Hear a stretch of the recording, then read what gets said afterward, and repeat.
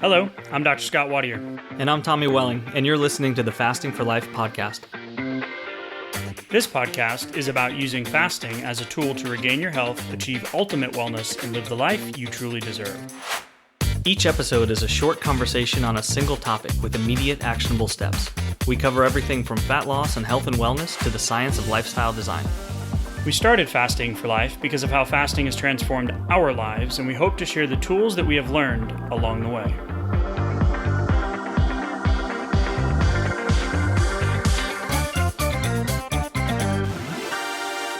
Hey everyone, welcome to the Fasting for Life podcast. My name is Dr. Scott Wadier, and I'm here as always with my good friend and colleague Tommy Welling. Good afternoon to you, sir. Hey Scott, how are you? Doing fantastic, my friend. Excited for today's conversation. This is a conversation that we had on one of our Monday Winning the Week coaching calls. And the conversation was so great and impactful and so many ahas and outcomes that we're going to share it with you, the Fasting for Life podcast listenership. So we're excited today. The article where this comes from is out of the Journal of Clinical Obesity, and it's Dietary Restraint. What's the harm? ? A review of the relationship between dietary restraint, weight trajectory, and the development of eating pathology. Wow. So we're going to take a fasting for life approach to this and really beg the question of, have you defined, what's the best fasting schedule? What's your fasting lifestyle look like? How do you define and approach this process or this plan matters just as much as the plan itself. And the mindset around it and how you feel about it shapes the outcome. So if you're new to the podcast, excited for you. Thanks for joining us. However you found us, welcome to the Fasting for Life world. We are on this fasting lifestyle journey with you. If you want to know more about my journey, Tommy's journey, why we do what we do week in and week out with our episodes and our resources, the website, the challenges, the coaching, it'll give you a little bit of insight into how fasting transformed our lives and ultimately we want for every single one of you in your life as well. If you're a long-term listener, shout out to you as well. Just so grateful for all the messages and the likes and the rates and the reviews. Keep those 5-star reviews coming. We are so grateful for them. Truly gives me the goosebumps to keep going and doing this week in and week out, taking on the obesity and diabetes epidemics that we currently have here in the States. So Tommy, Sir. Excited for today's conversation because we often... how do I say this? I say it often, now my brain just went blank. We say we want to begin with the end in mind with this lifestyle journey, right? Most of us come to fasting for weight loss, but ultimately we want all the additional benefits as well. I was an undiagnosed pre-diabetic. You had, was it sleep apnea, I believe? Oh yeah, borderline, yep. And I had asthma and allergies, and my blood pressure was ticking up and my cholesterol numbers were off, but I was counting calories and tracking macros and hiring the expensive functional nutritionist here in Houston and doing the CrossFit and doing meal planning for 8 hours on Sundays with my wife, and just couldn't figure out why I wasn't seeing the results. And that speaks to the bigger problem or the state of the health union that we have, so to speak, which is 75% of the population's overweight or obese. We live in a food noise-filled, obesogenic, high-stress, more sedentary world than ever before. And tracking calories and counting macros and eat less, move more has failed for so many of us. And maybe in the short term, we've gotten wins, just like going to fasting for weight loss, right? We've gotten short-term wins, but then we never truly become part of the 5%, which is one of our foundational research that we always go back to and we've built a lot of our coaching and curriculum on, which is the Marie Spreckley research of the weight loss managers. We don't become that 5%.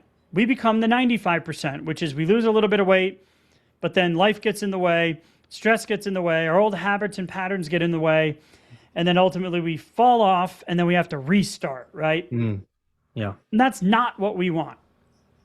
When we divide up the 5% from the 95%, it really is a matter of what the research shows is that there's a lot of different variables that kind of separate the two. And the big aha is the fact that it's not just about what they do, what's on the plate, or what's on the fasting time every single day. It's about all of the other things that are never really talked about as far as the diet plan or the exercise or the meal plan, or it's so many of the intangibles Yep. They put this interesting graphic in there that we've dubbed the stoptagon, the octagon of octagons. It's all of these different little like stop signs that have Tracking all and of monitoring these, and goals and internal and external motivation and all of that stuff. confidence, fear of regain, self challenges, intrinsic rewards, extrinsic rewards, all of these various factors. And really, what it boils down to is the fact that if we understand that there's more to the long-term success than just the actual calorie count, the macronutrient count, and the fasting time, that there are other factors at play, then what it means is we can build into our plan the expectation that there will be things that we have to deal with and roll with. There is a change in body composition that comes with losing a lot of weight, and then getting into the gym and using resistance training and prioritizing protein. And there's some shifts sometimes with even the number on the scale that we kind of identify with or that we use as a long-term goal because it's some previous version of ourselves or whatever it is that we're kind of shooting for. There's a lot of factors at play, and even just the term momentary maintenance can come into play where we're the gaining dreaded confidence. plateau, Tommy. Let's just call it what it is. Well, there's the plateau that can come in, which might be part of a set point or a settling point, as we'll discuss. But then also the flip side of that can be proactive, where fear of regain can be a real thing, and that can actually slow down our progress too. Even just the idea that we have in the back of our head that if I don't do everything right, like I'm doing right now, that I'm going to quickly gain it all back. And I had a lot of that at the beginning of my consistent fasting journey as well. And so sometimes it can be a really good proactive measure to practice something like a momentary maintenance where we're really proactive about it. And we just say, you know what, like, what if I just hung out here for a little bit? How could I do that? And let me gain some of that confidence that it's not just going to all come flying back to me. But all of these things are kind of roll into this idea of how I feel about the plan. Even can matter more about the exact specifics of the plan itself. Yeah. So initially, when we were talking about this, it's this is a dietary restrained eating disorder paper. So we'll connect the dots, big picture, and a little bit of nuance here in a second. But researchers, they were coming from the fact that they found that restrained eating, so this cycle of restrict, feeling deprived, willpower fails, rinse, repeat. Yep. Right? So the restraint isn't automatically harmful, but it can become problematic when it's inconsistent. So it's this definition and approach to your fasting plan and fasting lifestyle, dieting strategy, counting calories, whatever strategy you lose to lose the weight and become part of that 5%, right, of successful weight loss managers. It's the mindset and the definitions matter just as much as the fasting plan or the diet plan or the weight loss plan, whatever you want to call it, itself. Mm-hmm. Because that mindset shapes the outcome. So when we look at this paper, it was really interesting to me because when I first read it, it was like, dietary restraint, what's the harm? A review of the relationship between dietary restraint, weight trajectory, and development of eating pathology. I'm like, oh, geez, this is a doozy, right? It sounds fun. And it's really a review on why behavior change is the linchpin of long-term weight loss and why willpower in this diet culture that we live in fails for 95% of us over time. And it's going to reframe obesity and weight regain, that fear of regain or the actual regain, where we go through that cycle of restrict, feel deprived, fail, repeat. It's going to reframe that or frame it as a chronic relapsing condition driven by three main things: biology, environment, which we've talked a little bit about already, and our learned behaviors or our subconscious behavioral habit patterns, as we like to say. And it really argues that the lifestyle and the cognition, the mindset behavioral interventions are necessary, not optional. Yeah. You need these as part of your process. So we're going to go through each one of those drivers and put some action steps to them. But I always think about, I reference this often, it's the Fat Loss Forever by Dr. Peter Baker and Dr. Layne Norton. There's an entire chapter on called Why Diets Fail and the three-pronged approach of your body to fight back after you've made some progress on the scale. That set point or that metabolic adaptation. So we're going to talk about that and really frame it in a why is it so hard and complicated narrative. Now, it may not be your fault directly, but it is your problem, right? True. It was my problem. It's your problem, Tommy. It's our coaching client's problem. But it's this mindset shift that it's how you define and approach the plan that matters more than the plan itself. So, yeah, we need the structured lifestyle and the behavioral interventions and habit transformation as necessary, not bolt-ons or add-ons or maybes, to allow us to manage the biological, environmental, and habits that we currently have to ultimately lose the weight once and for all and then stay there and maintain it, right? So that's the crux of what we're approaching here. And there's so many things that we conversate on week over week on our coaching calls and our challenges on these podcast episodes. But I think breaking it down into these sections of biological, environmental, and psychological is really going to help kind of identify where the weak links are in your chain, so to speak. Does that make sense, Tommy? Yeah, I think it does. Even just kind of categorizing your method into these different buckets means that you're looking at it in a way that's just it's not just about what is the perfect plan. Like you started the conversation with, what is the right fasting schedule for you, or what's the perfect fasting plan for you, which is the number one question that we get still. And the first domino that you really need. Yes, absolutely. So you need it. You got to check the box. You have to have something in place for that. But at the same time, even just looking at it as what is the perfect plan is kind of a misframed question. It's kind of missing the mark in that question, because really, what is the right fasting plan for you right now for your goals is a better way to look at it, because it's going to be shifting. So we want multiple different tools in your fasting tool belt, but also just the acknowledgement that there's different seasons of life. There's different chapters in your fasting lifestyle, whether you're in a fat loss phase or a maintenance phase, or whether you've been recently regaining some of it, whatever the case may be. There's going to be different tools that you're going to need at different times. But then also, when things feel a little stale, a little stagnant, when you have some fasting fatigue or some slippage that comes in, does your plan, do you have a little bit of mental wiggle room so that you are able to identify those times quickly and then get back on track quickly? Or do those times kind of take over and then it becomes an all or nothing approach, essentially just like another diet, where everything kind of goes out the window, and then you find yourself a few months later, or at some point, needing to really regain a lot of traction and really frustrated by taking all these steps backwards? Because I've been there in both fasting and non-fasting life. But when we look at this kind of as a multifaceted approach like this, it really helps to kind of set the stage to prepare and prevent those kind of things from happening.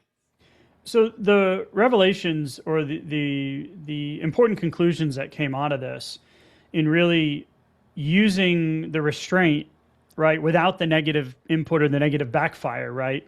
Mm-hmm. The restrict, feel deprived, fail, repeat cycle. It is possible to avoid those negative effects and engage in that consistent, manageable, and sustainable lifestyle change, right? So the three main outcomes were that restraint is not inherently bad or good. Now, if you're one of those people that's like, I'm never going to eat a roll again, or I'm never going to have ice cream again, like, that's not reality, right? Or you have good or bad food lists. Those are some things where, we've got some mindset stuff or some shifts that we need to make. Now, if you've got a allergic reaction to something, or you can't eat nuts because it stimulates a bowel issue, right, or a Crohn's or IBS, that's different, of course. Sure. But the second main point is that people are different. We're all different. We have different experiences based on your weight loss and weight gain history, your upbringing, your culture, your environment, your other variables, right? And then most importantly, though, how you define this process of weight loss makes a difference in your experience with it, not anybody else's, but yours. And this is why we set up our coaching the way we do and the challenges the way we do, is to make it customized and personalized. So let's talk through these three kind of underpinnings of long-term weight loss sustainability without the negative feedback loops, right? Mm-hmm. We've got biological drivers, environmental drivers, and psychological behavior drivers, the subconscious habit patterns. So we already mentioned this earlier, this metabolic adaptation after weight loss, right? So after you lose a sustainable amount of weight or a considerable amount of weight, a clinically significant 5, 10, 12, 15% of your body weight, your body adapts. So you've got a lower resting energy expenditure. You've got increased hunger signals like ghrelin and reduced satiety hormones. So your body is literally throwing a temper tantrum on like, hey, I want to protect what we call the set point theory, where your body has an ideal weight that it likes to stay. And either if you do it through calorie counting, tracking, eat less, whatever, fasting for us is the main lever we pull, right? You get to this set point where your body, the plateau or this momentary maintenance, as we like to call it. But I really like the reframe that I think you came up with on was this settling point. So it's not a set point, but it's a settling point. It's like where our body's settling in. Yeah. And it's that the body defends its higher weight via the hunger, cravings, and energy conservation, right, Tommy? Absolutely, for sure. And what we know from the research is that at one of these settling points where it feels like things are kind of slowing down for us a bit, or maybe it's been a previous plateau that we're kind of up against again, it's not only a physiological barrier, but oftentimes it's a psychological barrier too. And this is where sometimes we can get fasting fatigue. It feels like I'm fasting, I'm doing everything right, or maybe I'm even fasting a little bit more than I was before, but the results just aren't coming like they were before. And that can be from any number of things, Scott. Like you mentioned, the biological hormonal adaptations are big. But sometimes it just takes time for our body to adjust to a new normal and a new average fasting insulin normal as well as a new blood sugar regulation point where, we oftentimes see with folks that as they get weight off, their A1C is coming down because they're having better blood sugar control, which means that they're able to, they're able to actually have a better, more physiological response to their insulin needs. And then it's not this overactive insulin response so much, but that can take time where the adjustments of your actual food seeking behavior, kind of balancing out with your blood sugar and your insulin response, everything can kind of take some time. So sometimes we just kind of settle in to a certain point. And as long as we can stay interested and motivated and confident in the method that, hey, at the very least, I'm maintaining what I've done here. It's not. That's a huge win right. that gets so overlooked. It's so big because it's so easy for us that like we get so resistant, so like impatient with the process, especially when it's been working. And then now it's like 3 months ago or 6 months ago, I would have killed for control over the scale when it was ticking up. Now I have it, but it's not moving down the way I've gotten used to. It's not good enough anymore. And all of a sudden I get frustrated. And this can be demotivating. And all of a sudden, if it starts changing my food decisions or my fasting time, all of a sudden I've created the self-fulfilling prophecy, which was that things slowed down. So then I slowed them down further, and then I brought them back the other direction. So instead of just wading through, because hey, sometimes when you're going along, you just have to take a breath. You just have to pause for a minute. Sometimes you just have to regain your composure. If we think about that metabolically, it can give us a little bit more patience. Just look at it like maintaining here is a big win.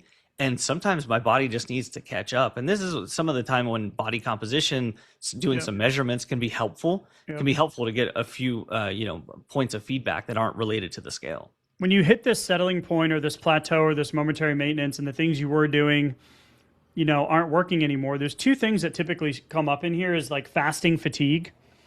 Right? That's why I love episode 311 with this foundational fast. Like, I am a faster, right? This is my lifestyle. Right. Yeah. Just like some people do Pilates and some people wood yoga. Carve and some people make soap. Like it's something they do. It's part of who you are. It's part of your lifestyle, right? And then the other thing is slippage. So slippage around your consistency with your fasting because you're getting frustrated with the lack of so big picture, again, the mindset here is my body is inherently doing what it does. There's a metabolic adaptation that takes place. It's part of the process. So if we expect this, when it comes, we're like, oh yeah, not if, but when, Right. right? I know this is coming. You got 40 pounds to lose and you lose 20, I don't want to say easily, but pretty easily or more quickly in the beginning. And then you get stuck. And then that last 20 feels like an eventual, like never going to get there. Right. Like never going to get it right. Like never going to get there. Can't believe I just sang on it. Sorry for everybody. Dogs are howling. And then you get, and as we all know, as you get closer to your end goal, the increments get smaller. So we have to have that mindset that this is part of that process, that there are going to be set points based on your body's metabolic adaptation of lower resting energy output and expenditure, hunger signals, and satiety hormones, right? Yeah. What about just getting used to your food needs being a little bit different? Yeah, your portion size. At a different weight. And like that takes some time to kind of get used to. And it can be really helpful in those moments to double down on your prioritizing protein, because protein is so satisfying per calorie. But at the same time, that's not always the focal point. So sometimes we just lose sight of those little things and it can just become a frustrating time. Yep, absolutely. So the second category is the environmental drivers category, right? Mm-hmm. So this is the food world that we live in. I'm not putting all the blame on the food. If you want to read a great book, Salt, Sugar, Fat by Michael Moss. Great book. Great book. Perspective on our food supply, ultra processed, refined, larger portions, eating opportunities all day long, especially with DoorDash and Uber Eats, and you can literally get anything delivered to your door at any time of the day. The larger portion ones makes me laugh because it's like the value menu or the Chili's 3 for $30 or whatever it is, or the Taco Bell, fourth meal. But like, it's like you go to Denny's, it's like, wow, I can get the 18-wheeler or whatever it is, the American Slam. I get all this food for $12.99. Like, so this is the food noise, obesogenic food environment that we live in.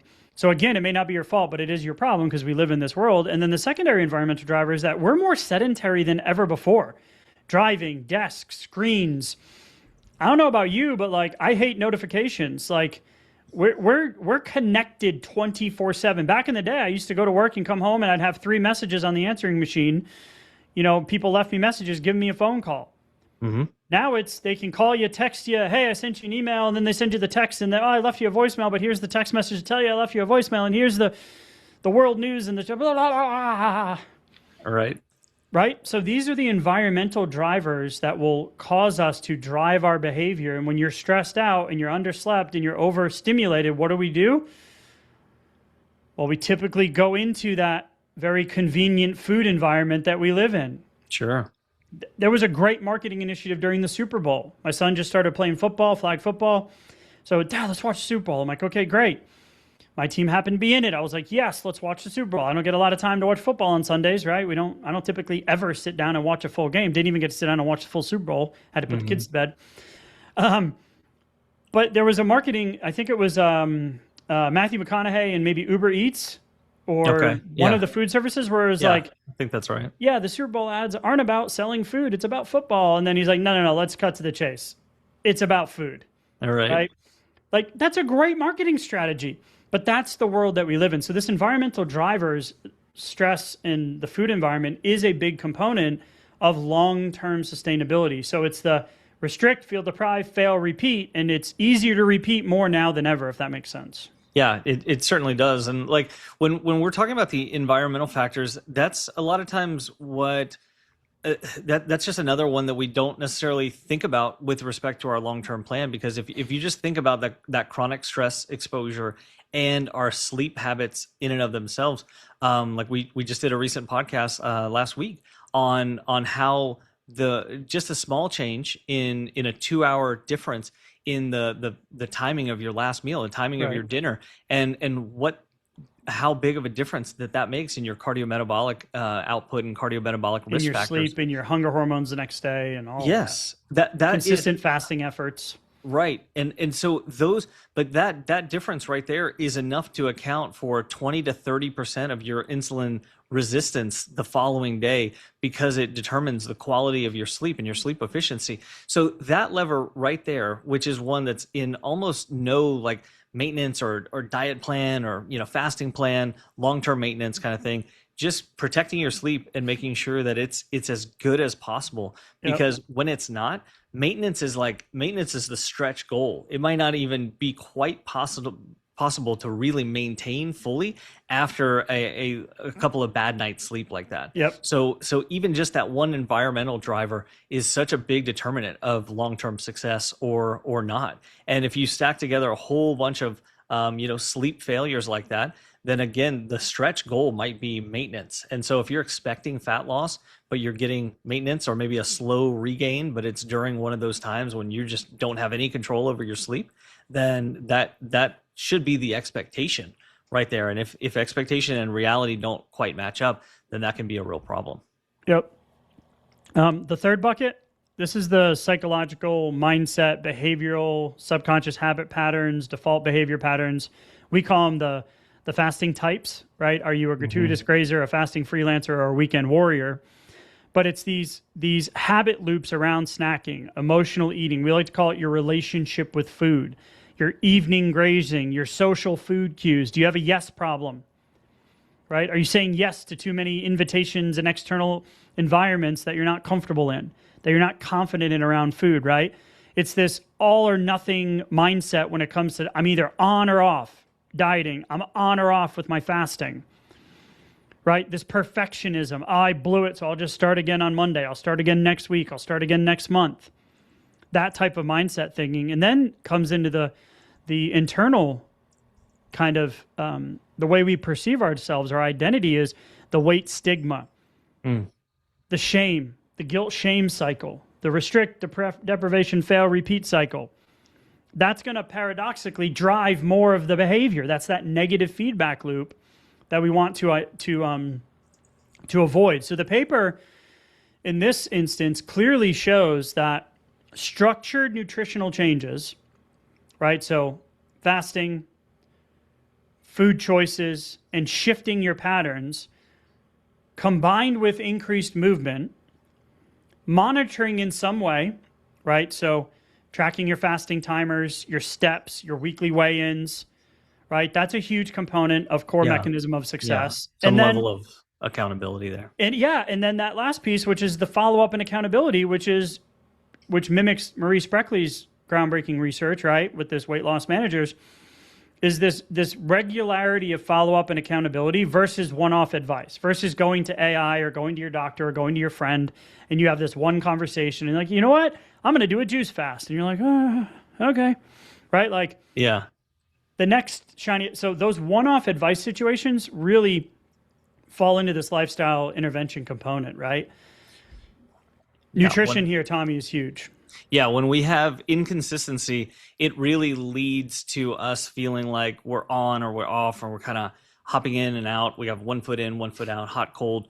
And so what really makes sense is while we're getting there, while we're using our tools for fat loss purposes, while we're doing the fasting that we need to be doing so we can get our health in order, get our metabolic flexibility back and our insulin sensitivity regained and our blood sugar under control, when we're doing these things, we should be thinking about, okay, the things that I'm doing now, I can't let go of these things for long-term maintenance. If I'm looking at it like that, then that's really just on-off diet mentality.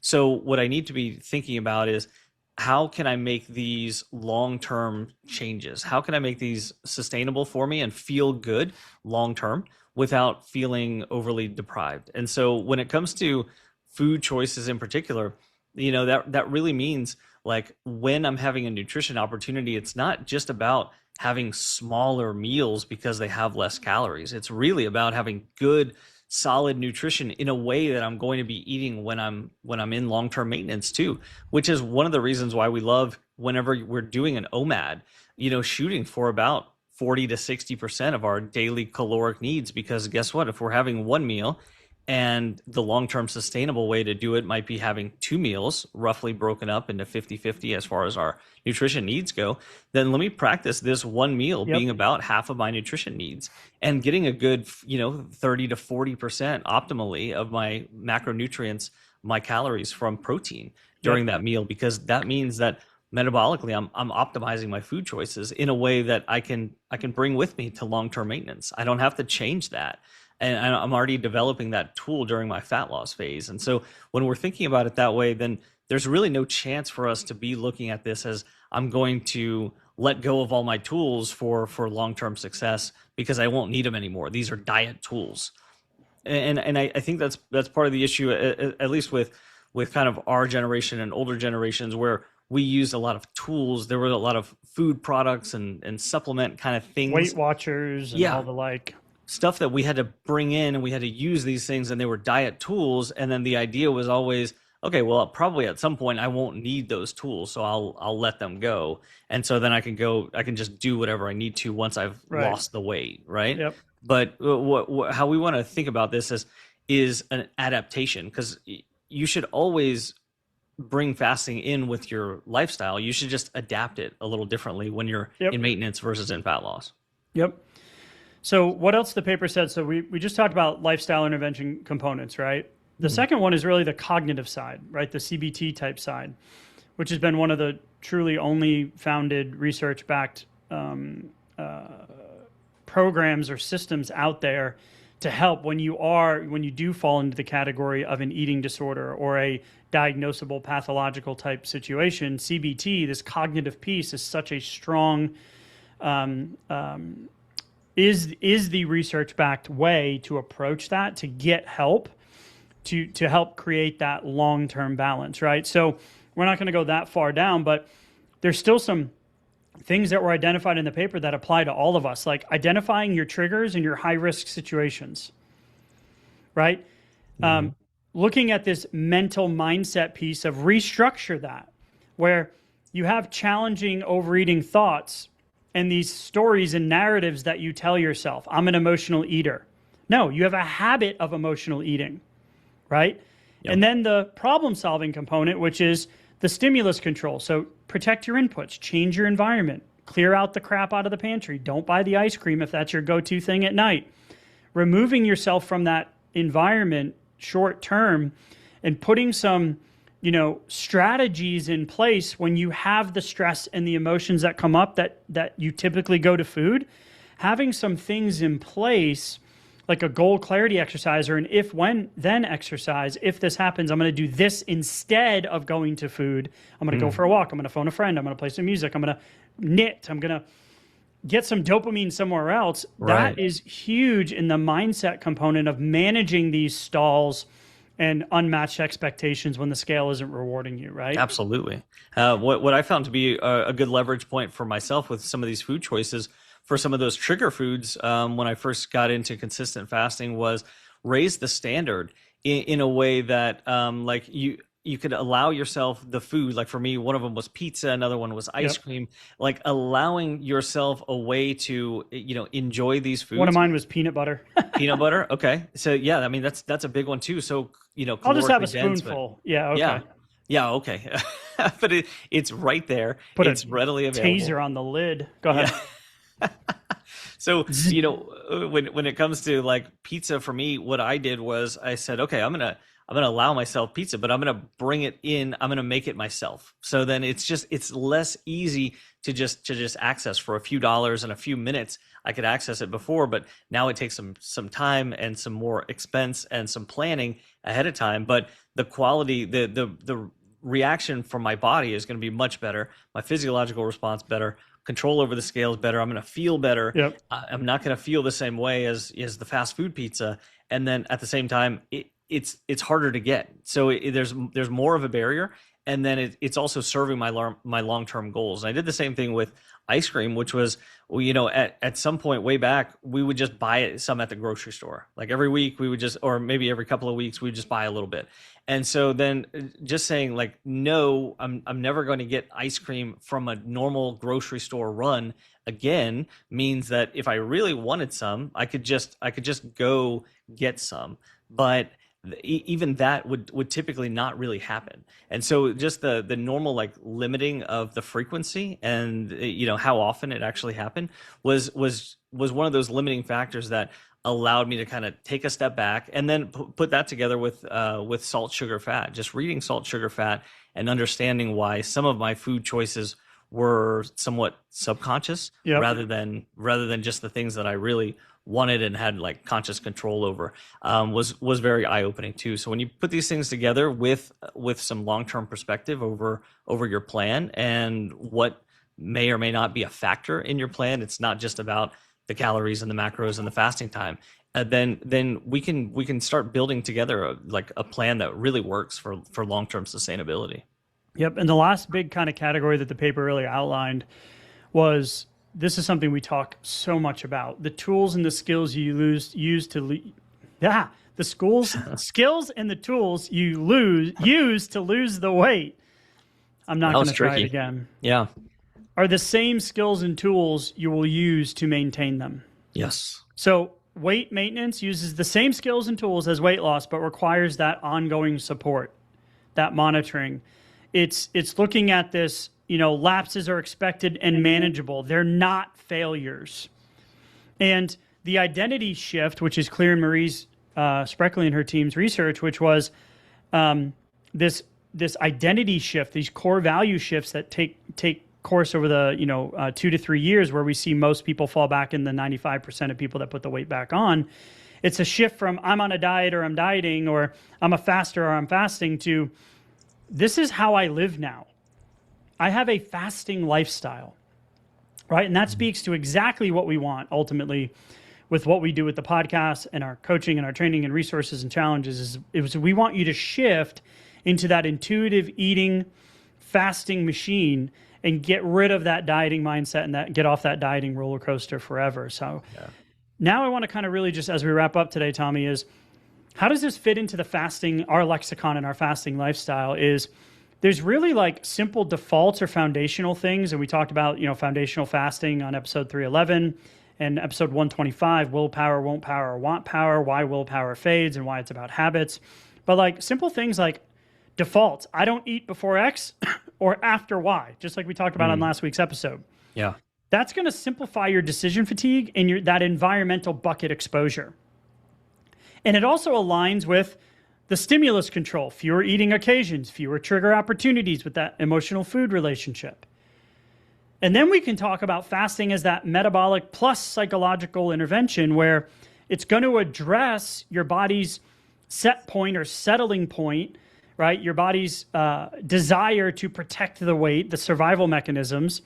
It's going to address your insulin and your hunger regulation while also reinforcing those new habits. Like, I'm a person who can go without constant snacking all day. I'm a person who can eat 2 main meals a day and not eat and graze all day long. And it integrates seamlessly with the CBT elements, the cognitive behavioral therapy elements of planning and monitoring and really managing those hunger cues and urges that come across your fasting lifestyle or your fasting windows on a day-to-day basis. And then where traditional eat less, move more feels short for us, in our opinion, is it lacks the structured behavioral change strategies, and it can fight against the metabolic component that we talked about earlier, that adaptation process. It sometimes, in my experience, ignores that chronic, relapsing, restrict, deprivation, fail, repeat cycle.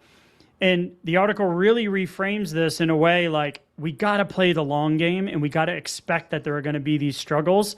They're not failures, right? But these struggles and this information as we go, as we allow this process to take place. Yeah, and to double down on the eat less, move more, the issues with it for long-term success, one of them is that it's moving the goalposts away from insulin control over to calorie control, which, we know if you've ever, had any issues with blood sugar management or A1C or, blood markers ticking up, insulin resistance, all of these things, we're so much better served by a focus on controlling the insulin response rather than controlling the calories. And the reason for that is so manyfold physiologically. But if we think about our long-term maintenance success and look at the levers that we can pull to control the insulin response rather than just micromanaging the calories, we're much more likely to have a high likelihood of success with a low likelihood of frustration, fatigue, and then failure to adhere also, because it's the smaller levers that we can do, we can pull with a big change in our insulin response, like the 2 hours earlier for our latest meal of the day, that dinner time boundary, that intentional boundary, for example, where we're really controlling our insulin response and our blood pressure and our HRV response over the overnight cycle. And when we do that, we're having a major effect on our physiology, on control of the scale, on how much energy we have the next day, and how easy it is to adhere to the plan the next day because motivation's higher, energy's higher, everything is doing better and working better and feeling more intuitive. And so when we do that, rather than just saying, okay, this is my calorie number, let me just make sure that I'm within this calorie number, that doesn't take into account our insulin response. And so if we need to have another reason to rely on our fasting lifestyle, this would be a big one, that we can simplify things and still have a focus on long-term effects that are really going to help us maintain our results for the long term. Yeah, so what do we do with all this information, right? We've said a lot of words today. So as we wrap up, I want to see if I can kind of conceptualize it into one bucket, into one kind of, I don't know, we'll see. My ability to speak in a very clear, organized way earlier when I was trying to say that one sentence. I don't know how confident I am in this right now, but I'm going to give it a shot. So taking this research article and the things that we talk about so often on our weekly calls and in our challenges and in our podcast episodes, the research really makes it clear that there are three possible paths that your story and your journey can take from here. You can keep doing what you're doing and what you've always done and stay stuck in the cycle of on-off regain mentality, right? Restrict, feel deprived, fail, repeat. We always like to say delay, don't deny.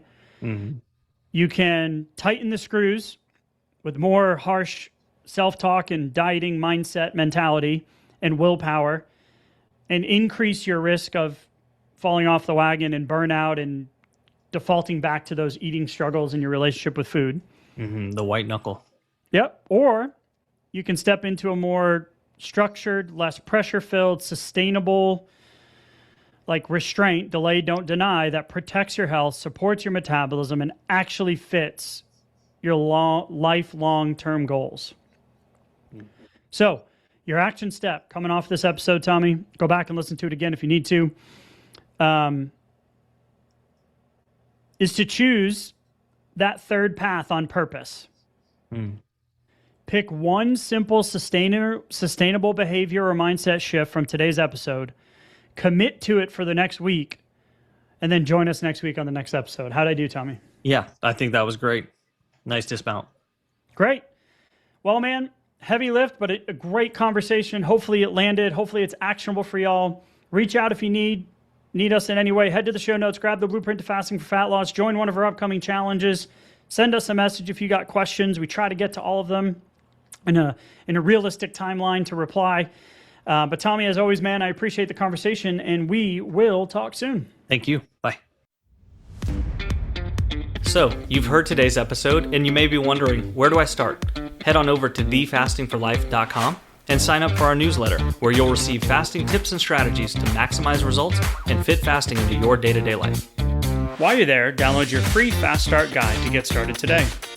Don't forget to subscribe on iTunes, Spotify, or wherever you get your podcasts. Make sure to leave us a 5-star review, and we'll be back next week with another episode of Fasting for Life.